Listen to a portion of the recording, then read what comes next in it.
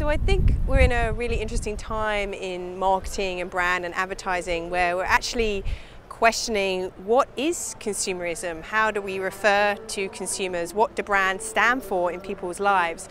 And one of the most powerful findings from the study is that 93% of people in the developed world don't care if most brands go away.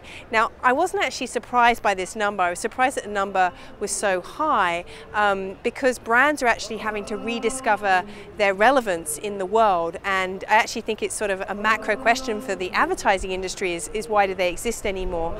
So I think this study is very interesting, and it's interesting, even the word meaningful, to really discover how brands can actually have meaning in people's lives in terms of making our lives better, more satisfying, making us healthier, versus just convincing us to buy more stuff. So I'm fascinated by the results of this study, and I think that brands should really look at these hard results and question what it means in terms of not just how they have to reinvent marketing, but how they have to reinvent the benefits and the promises that they deliver people in this world.